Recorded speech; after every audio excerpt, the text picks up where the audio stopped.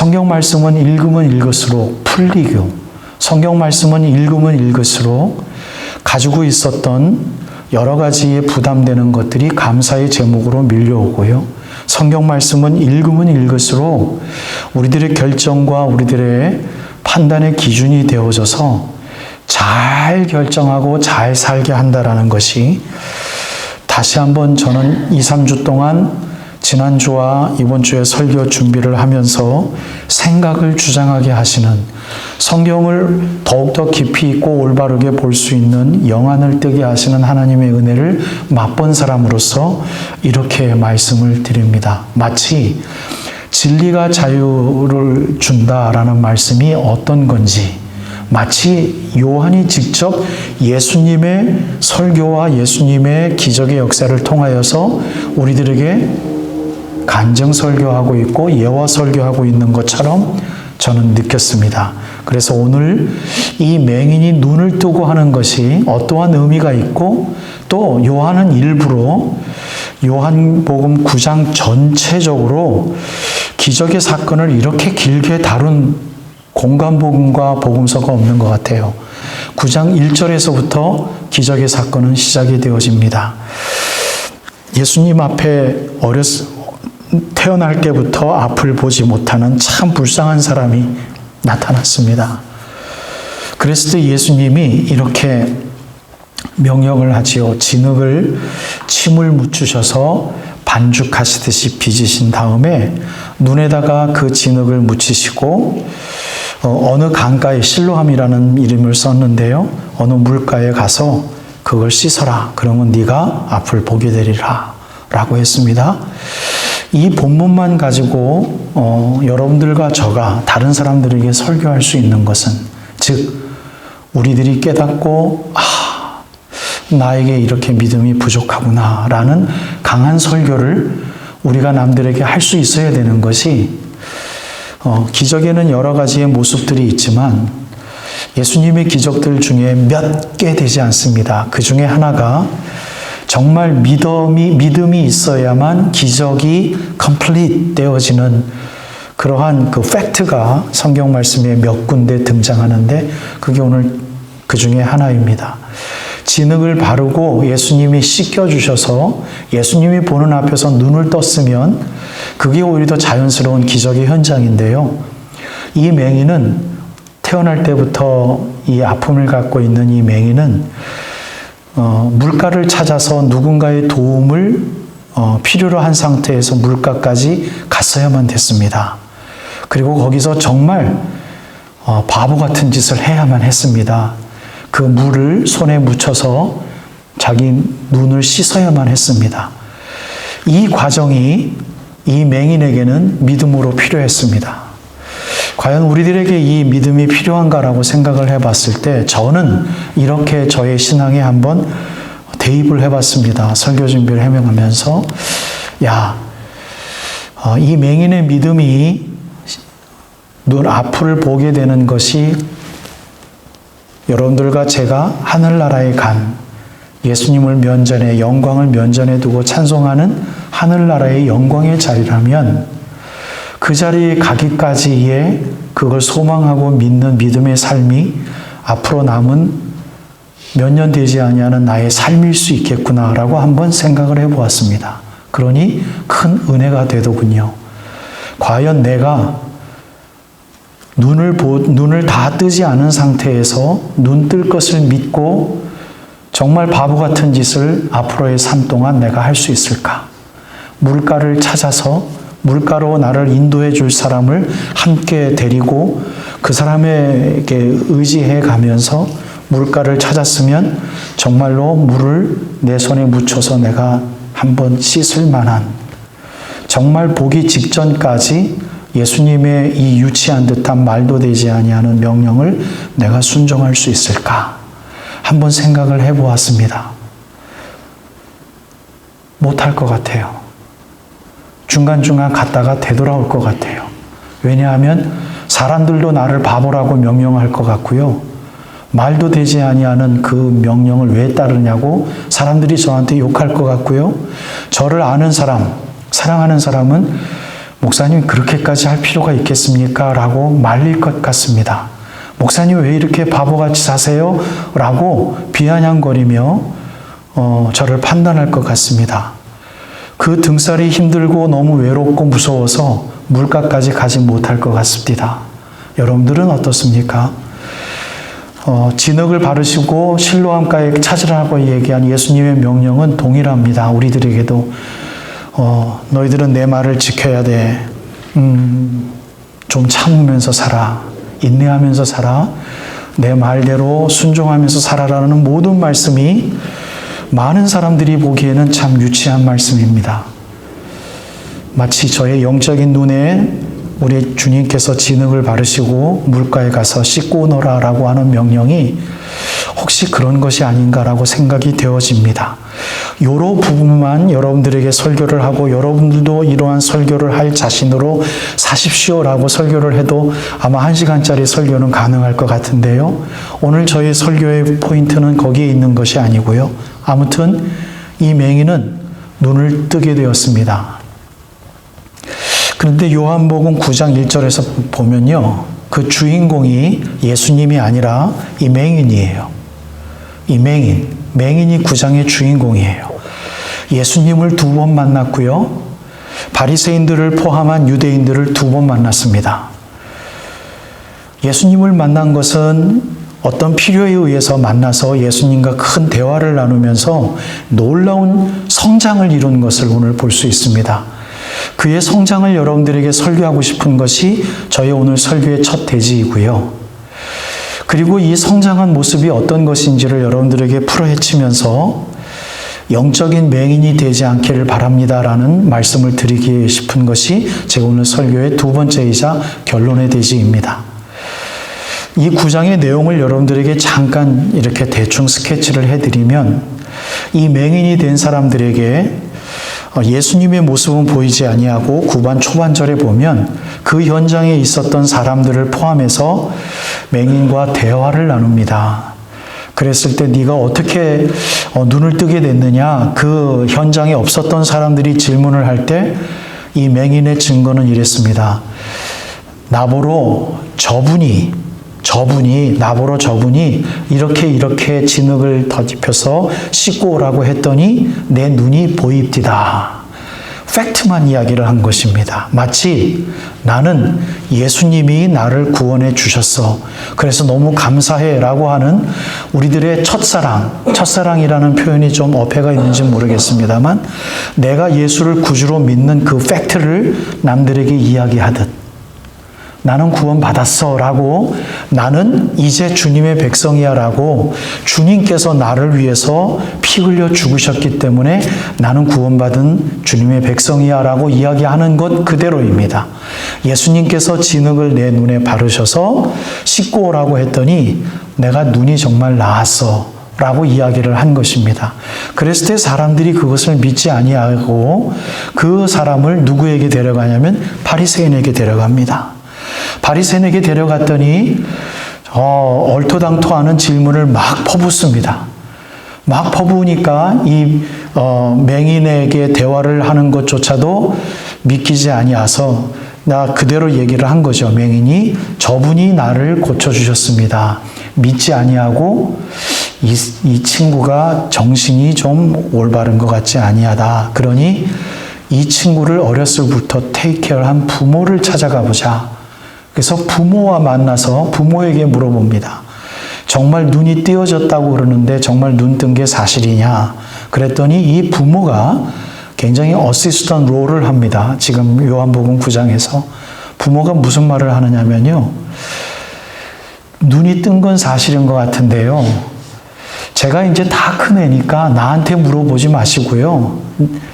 저의 비즈니스가 아니라 제 아들, 저의 모습이니까 쟤한테 가서 더 구체적으로 물어보십시오. 라고 하면서 요한은 뭐라고 기록하냐면 이분이 뭔가 두려웠어요. 왜 두려웠냐면 예수님을 믿고 예수님을 따라가는 사람이 판명이 되어지면 유대 사회에서 쫓아냈습니다.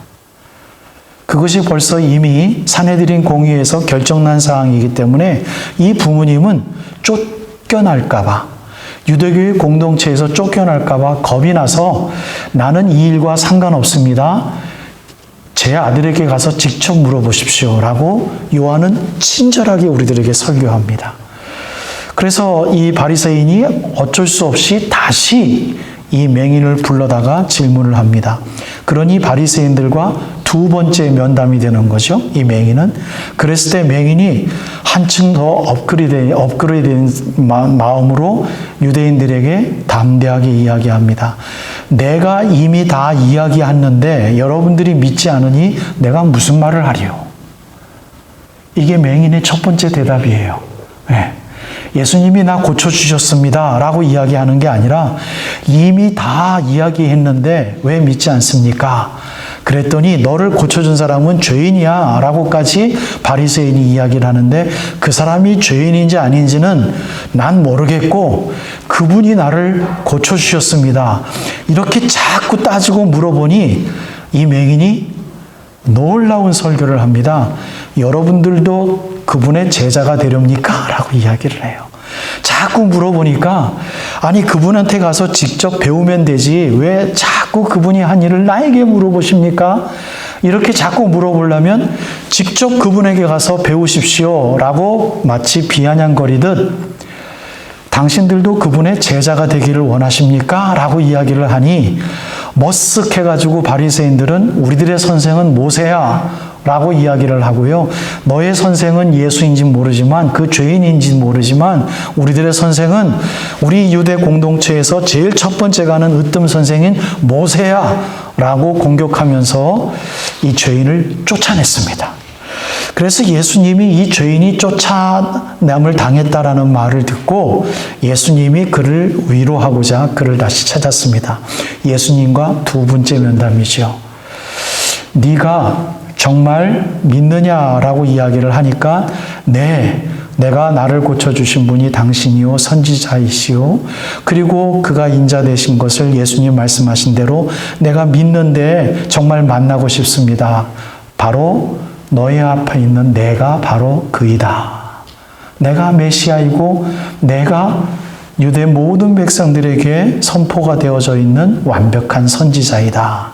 라고 하니 그 맹인이 내가 믿습니다. 라고 고백을 하는 모습을 마지막 요한이 이야기를 하고 나와 있는 게 35절에서부터입니다. 예수님께서 그 바리새인들과의 대화 속에서 하신 말씀이 그렇게 나와 있는 것이죠. 자, 여러분, 첫 번째 대지를 여러분들에게 강조를 해드리고 싶습니다. 왜 요한은 어떤 의미에서 필요 이상으로 이 맹인의 두 번째 예수님과 만나는 대화를 너무나도 자세히 기록하고 있고 두 번 바리새인들과 면담하는 대화를 왜 자세히 기록해주고 있을까? 그리고 저는 분명히 여러분들에게 말씀드렸는데 요한복음 9장에 있어서의 주인공은 맹인이다. 이 맹인의 발전되는 모습을 우리가 좀 숙제로 삼았으면 좋겠습니다. 맹인이 곧 얼마 되지 않는 순간입니다. 하루가 넘었는지 안 넘었는지 하루간에 이 벌어진 일들이었을 것입니다. 근데 맹인은 자기를 해방시켜 주시고 자기의 눈을 뜨게 하신 예수 그리스도를 믿는 훈련을 그 와중에 하였습니다. 그랬을 때 자기의 눈이 떠해지는 상태에서 사람들에게 하는 말이 달랐고요. 분명히 엄마 아빠한테 가서 하는 말이 분명히 달랐을 것이고요. 그 부모님은 전혀 엉뚱한 이야기를 해서 너무 큰 실망을 하였겠지만 바리새인들에게 첫 번째 면담을 요청했을 때 했던 말이 다르고요. 마지막으로 바리새인들이 또 불렀을 때 그의 말은 달랐습니다. 비아냥거렸어요. 이미 예수의 제자가 다 된 것처럼 이야기를 하였습니다. 여러분, 그렇다면 우리는 만약에 이 복음에 대하여서 누군가 질문을 하고 이 기독교에 대해서 누가 공격하고 또는 우리들의 눈에 보기에 여러분들이 다른 사람들과 얼마만큼 교제를 나누는 삶이 한 달 동안, 일주일 동안 만나는 삶이 있는지 모르기 때문에 말씀드리는 겁니다. 여러분들이 보기에 현재 우리 교회 세대의 모습은 어떤지, 여러분들은 어떤 말을 해야 되며 어떠한 생각을 가져야 되는지를 여러분들에게 묻고 싶고 도전을 드리는 것이 이 첫 번째 대지입니다. 여러분들 자라나기를 축복합니다. 더욱더 성숙해지기를 축복합니다. 나는 구원받은 주님의 백성이야 이 단계가 아니라 마치 비아냥거리고 잘못 걸어가는 크리스찬들의 모습이 있다면 여러분들 이 이야기를 분명히 하셔야 됩니다. 예수 그리스도를 믿는 사람들답게 살아가는 것이 무엇인지를 증명해 보이셔야만 합니다. 쫓겨날 각오를 하시고 부모님은 내 가까이 있는 부모님은 그게 무서워서 말도 못하고 있었지만 부모님이 얼마나 기뻤겠어요? 날 때부터 맹인이 된 자기 아들을 보고 얼마나 마음 아프게 가슴 조아리며 그 자녀를 키웠겠습니까? 얼마나 기뻤겠습니까? 근데 그걸 물어보는 사람 앞에서 자기가 쫓겨날까봐 이야기를 하지 못하는 그 모습을 보고 해방을 받은 자유함을 받은 이 맹인, 이 나이 어린 친구는 얼마나 한심하고 얼마나 마음이 아팠겠습니까? 바리새인이 불러줬을 때 오호라 내가 올바로 증거할 기회가 왔다. 그래 날 잘 찾아왔다. 그래 나는 할 말 하겠다. 너희들도 예수의 제자가 되려느냐? 감히 바리새인들을 비아냥거리는 말을 이 어렸을 때부터 유대계 사회에서 좀 괄시받고 천대시받고 있고 어떤 의미에서는 조금 아웃되어 있는 사람, 그것도 어린애가 감히 바리새인 앞에 너희들도 예수의 제자가 되려느냐? 여러분 이거는요 그의 눈이 뜬 것 이상으로 큰 기적 중의 기적입니다. 이 말을 여러분들 마음속에 키우시려면 여러분들 지난주에 설교를 스케치해드린 것처럼 기준이 있어야만 합니다. 여러분들의 삶에 비록 좀 손해가 되어지고 여러분들의 삶에 좀 더 부지런함, 다른 사람들이 견주어서 불필요한 부지런함이 있어야 될 것 같다면 왜? 성장해야 되니까요. 그것을 기필코 해내야 되는 무엇이 우선순위가 되어야 되는 것에 대해서 배웠다면 정말로 우선순위가 바뀐 사람들답게 살아가는 것이 무엇인지 다른 사람들에게 비아냥대듯 이야기를 하는 놀라운 주님의 제자들이 되어지기를 주님의 이름으로 축복합니다. 머물러 있지 마십시오. 그래서 저는 여러분들을 도전하지 않습니다. 지난 한 주 동안 하나님의 말씀과 더불어서 무엇을 하였습니까? 늘 묻지 않습니까? 얼마나 하나님 말씀 때문에 기뻐하였고 감사하였고 하나님 말씀 때문에 여러분들 힘들어 하셨습니까? 만약에 그러한 삶이 있으셨다면 여러분들은 진정한 주님의 제자들입니다. 정말 자유함을 받은 백성들입니다. 매주 여러분들에게 말씀드립니다. 만약에 그러한 순간이 없이 우선순위가 마치 바뀐 것처럼 우리들의 똑같이 다람쥐 쳇바퀴 드는 그러한 삶 속에서 그냥 오늘도 나왔다면 여러분 우리들의 삶은 문제가 있는 것입니다 라고 오늘도 다시 이 첫 대지에서 말씀드립니다. 여러분 왜 박하신 목사는 늘 그렇게 이야기합니까? 라고 이야기하지 마시고요. 말씀이 그렇게 이야기하기 때문에 저는 이 말씀을 강해하는 책임을 가지고 있는 사람으로서 이야기하지 않을 수 없습니다. 이 복음의 말씀에 찔리고 이 말씀을 우리가 가질 때 복음은 약속해 주는 것이 있고 제가 체험하기 때문에 말씀드립니다. 이 찔리고 하나님 앞에 성숙하지 못하는 삶 때문에 가슴 아파할 때 하나님은 평안을 주시겠다고 약속하셨기 때문입니다. 하나님의 나라가 정말 살아있고 진행 중에 있다면 우리들 마음속에 우리는 그것을 펼쳐야만 합니다. 이것이 왜 그렇게 중요한지 오늘 두 번째를 이야기하며 설교 결론을 좀 내어드릴게요. 오늘 이 예수님께서는 바리새인들에게 이렇게 이야기합니다. 마치 보는 것처럼 산다면 너희들은 죄인이다. 그러나 보지 못하는 것처럼 산다면 그게 영적인 맹인인데 그것이 바로 나의 백성이다라고 이야기를 합니다. 너희들이 맹인이었다면 차라리 죄가 없으려니와 본다고 하니 너희들의 죄가 그대로 있느니라. 이 당시의 유대인들, 이 당시의 바리새인들, 심지어 예수 그리스도의 제자들까지도 이게 무슨 말인지 100% 이해를 못했을 거예요. 그러나 우리는 이해할 수 있습니다. 여러분 여기서 우리가 하나님 말씀 앞에 이렇게 귀 기울여 볼 때 한번 정확하게 한번 생각해 보십시다. 여러분, 하나님 말씀이 우리들에게 있습니다. 그런데 이 말씀이 우리들에게 주어지는 복음의 두 가지 중에 하나만 우리가 붙들고 있다면, 즉 나도 너희를 정죄하지 아니하노라, 창녀에게 했던 말입니다. 그러니 다시는 가서 죄를 짓지 말라. 이 두 번째 복음이 우리들에게 살아있지 않는다면 여러분, 우리들은 바리새인들과 다를 게 없어요. 우리는 본다고 하지만 우리는 못 보고 있는 거예요. 죄와 싸우지 않고 있다면. 여러분, 이 말이 전 여러분들에게 부담이 되어지지 않길 바랍니다. 우리들의 죄를 우리들이 본다면요, 우리들은 영적인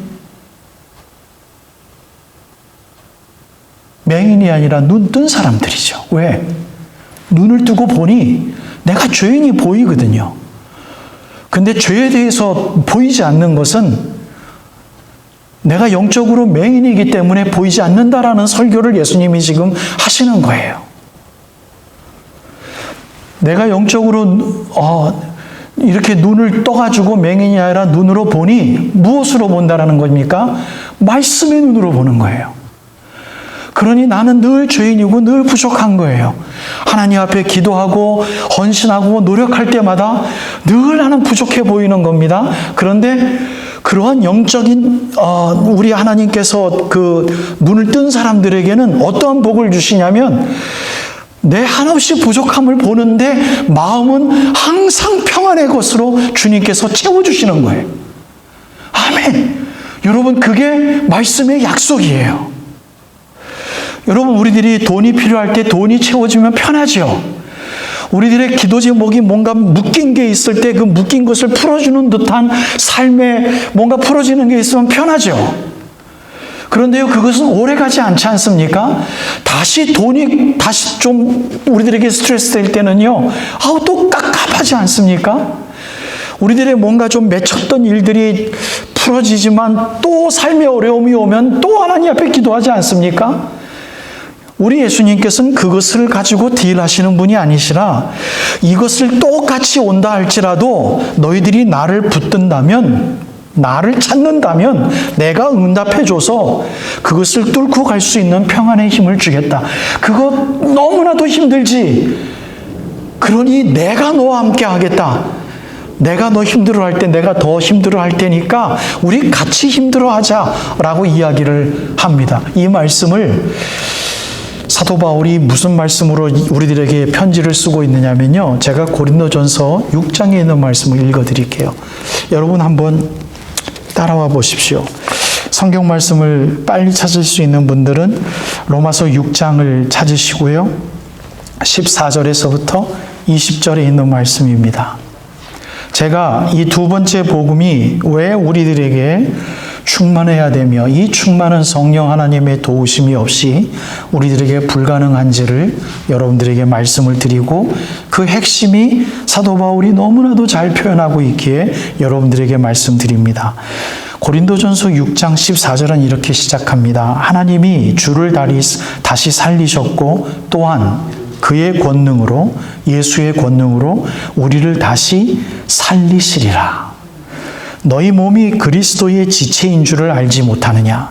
내가 그리스도의 지체를 가지고 창녀의 지체를 만들겠느냐? 결코 그럴 수 없느니라. 여러분, 이게 사도 바울이 무슨 말입니까? 왜 이 천박한 단어까지 써가면서 우리들에게 무엇을 강조하렵니까? 창녀.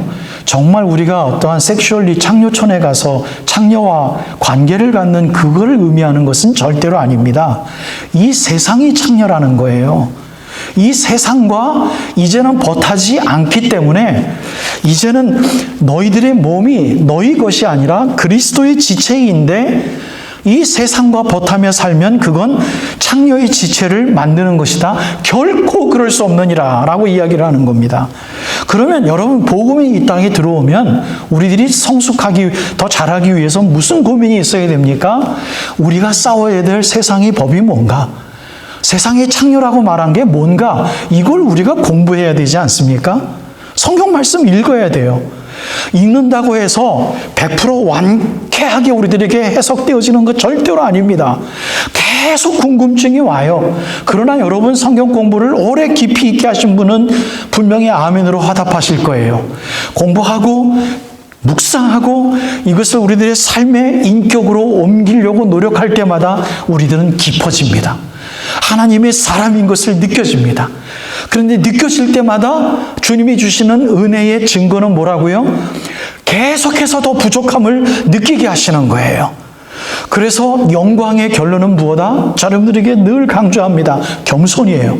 절대로 교만할 수 없어요. 야, 하나님의 말씀을 깨달으니 야, 좋더라. 절대로 이렇게 얘기할 수 없어요. 정말 깨달아면 알수록 야, 하나님은 어렵더라. 그런데 마음이 편한 걸 어떻게 해요? 세상의 근심 걱정이 말씀 읽고 묵상하고 느낄 때마다 주님 앞에 기도할 때마다 기도의 결론은 평안인 걸 어떡합니까? 여전히 숙제로 남아져 있는 우리들의 성경 말씀에 이해하지 못하는 것과 삶의 문제는 계속해서 있는데 그 마지막 순간순간의 결론은 평안인데 어떻게 합니까? 여러분, 계속해서 사도 바울이 이렇게 합니다. 창녀와 합하는 자는 그와 한 몸인 줄을 알지 못하느냐. 이 세상의 한 몸이라는 거예요. 절대로 그리스도와 합한 자가 아니라는 겁니다. 둘이 한 육체가 된다 하셨나니 27절에 이렇게 이야기합니다. 주와 합하는 자는 주와 한 영이니라. 고린도전서 6장 7절 말씀이에요. 17절 말씀이에요. 주와 합하는 자는 주와 한 영입니다. 여러분, 아멘. 우리들의 그리스도가 살아있으면 그리스도의 영이 우리들에게 따로 있는 게 아니고요. 그리스도 영과 우리들의 영이 하나라고요. 여러분, 이게 하나님 말씀의 가장 중요한 것 중에 하나예요. 그래서 우리가 하나님께 기도할 때 하나님은 떨어져 있는 것 같지만 한 영으로 기도하기에 성령 하나님의 도우심으로 기도한다는 것이 바로 그것입니다. 기도의 일몰에서 기도하면요, 내가 하려고 했던 기도 제목이 없어지고 주님이 원하시는 기도가 나온단 말이죠. 그렇게 돼요. 기도하게 되면 정말 그렇게 돼요. 주님이 원하시는 기도를 우리들의 입술을 통하여서 하게 하십니다. 그리고 18절 말씀에 주와 한 영이신 그의 백성에게 이렇게 사도 바울은 이야기하죠. 세상과 버타는 음행을 피하라. 사람이 범하는 죄마다 몸 밖에 있거니와 음행하는 자는 자기 몸의 죄를 범하느니라. 너희 몸은 하나님께로부터 받은 바 너희 가운데 계신 성령의 전인 줄을 알지 못하느냐? 그 다음에 뭐라고 이야기하십니까? 너희는 너희 자신의 것이 아니라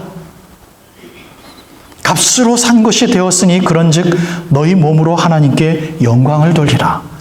사도 바울의 복음을 재해석한 놀라운 복음의 결론입니다. 여러분, 이게 싫고 이게 이해가 안 된다면 우리는 정말 기도 많이 해야 되고 첫사랑이 무엇인지 다시 찾아야만 합니다. 내 것은 내 육신이 내가 가지고 있지만 이 모든 것이 육체요, 영이요, 혼이요, 생각하는 능력 모든 것이 다 예수님께서 나를 사랑하셔서 구원하셨으니라는 고백이 우리들의 삶의 진정한 바리새인이 또 한번 보자라고 물어본다면 그래, 나는 할 말이 있어. 나는 이제 내게 아니라 예수 그리스도 거야. 너도 그분의 제자가 돼서 너 육신도 그분께 드리려고 하느냐? 라는 말을 우리가 하자고요. 맹인이 지금 그 말을 한 거예요, 바리새인들한테. 내가 번 돈 내 거야. 내가 산 집 내 거야. 내 애들 내 거야. 뭐 우리들의 교인 우리 교회야. 이 교회 내 교회야. 뭐 이거 내 거야. 우리들의 뭐 내 건데 왜 네가 건드려라고 하는 이 모든 사고가 창녀와 합하는 짓이란 말입니다. 여러분, 복음이 얼마나 어려워? 얼마나 힘들어요? 사랑하는 여러분, 생명샘 장로교회에서 저는 표현을 이렇게 지었어요. 생명의 말씀이 샘솟는 교회. 말씀이 샘솟는 교회. 근데 그 말씀은 너 자신을 포기하라라는 겁니다. 그 포기하는 삶 속에 세상이 감당할 수 없는 평안, 하나님 나라를 주시겠다라고 약속을 하십니다. 타협하지 아니하고 창녀를 창녀라고 이야기할 수 있고 말씀과 합한 영이 한 영이라는 이 복음의 이 놀라운 고상함 속에 신적인 하나님의 용투림 속에 이미 들어와 있으니 여러분 쫓겨나지 않도록 이미 끝난 게임이 아니니 여러분 그곳에서 주님과 더불어 사실 수 있는 놀라운 고군분투 성령 하나님이 늘 이끌어주고 계시니 그분의 소리에 귀 기울이시고 눈을 뜨셔서 영적인 맹인이 되지 않기를 주님의 이름으로 축복드리니 삶 속에서 진정한 승리의 삶으로 사셔서 평안함을 마음껏 누릴 수 있는 참으로 복된 주님의 제자들 되어지기를 주님의 이름으로 축복합니다.